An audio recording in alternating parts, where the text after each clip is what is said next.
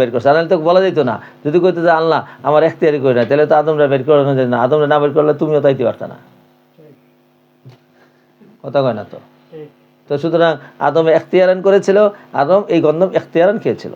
হ্যাঁ, নিসিয়ান হতে পারে, সেটা ভিন্ন কথা। নিসিয়ানের মধ্যে এখতিয়ার থাকে, মিনওয়াচিন, আর খতার মধ্যে মিনওয়াজ পুরো এখতিয়ার থাকে, আর আমুদের মধ্যে তো 100% থাকে। আর যদি নিসিয়ানের মধ্যে মুআখাযা নাই থাকে, তো সেই যে তুমি নামাজের মধ্যে 4 রাকাত বিষয়টা আমাদের 3 রাকাত পড়লে পরে মুসল্লিরা লোকমা দেখে, কথা কয় না তো। সুসিদ্ধা দিতে হয় কে, আর নাহলে এত তো সালাত কি আরে করতে হয়।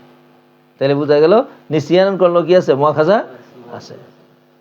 তো এই মুআখাযা তো আদমের ছিল, এই জন্য তো মুআখাযাটা করছে।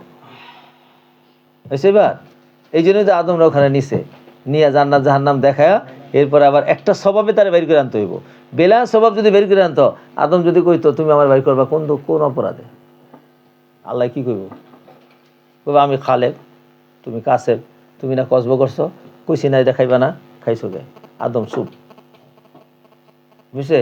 মাঝখান্দা আইসা মুসা আলাইহিস সালাম আইসা এখানে মুনাজারা লাগাইছে, মুনাজারা করে আপনাকে সচেতন করে দিছে। কি করে দিয়েছে? আদম কাসেব, আল্লাহ কি খালেক। ব্যাস, চলেন এবার। আর কারো প্রশ্ন আছে তকদির সম্পর্কে? অন্য কোনো কথা নাই?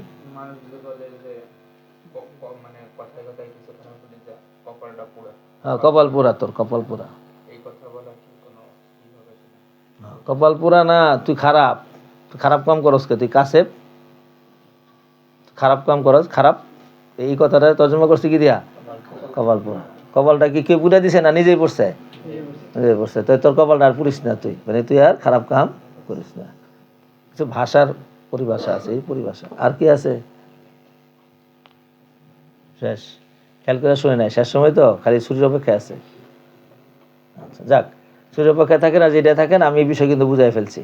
এখন সামনে আমি এটারে শুধু খালি এই মজমুনটা চালায় চলে যাবো গা।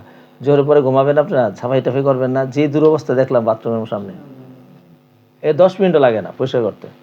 খামাখা আধা ঘন্টা সময় নেন, ভালো করে সুন্দর করে ঝাড়ু দিয়ে আসলাইবেন।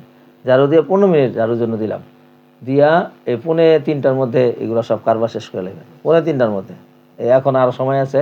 2:45-র মধ্যে ঝাড়ু টাড়ু যাদের দেওয়ার আছে সব দিয়া বাথরুম টাথরুম সব পরিষ্কার করে 2:45 নামাজ পড়বেন।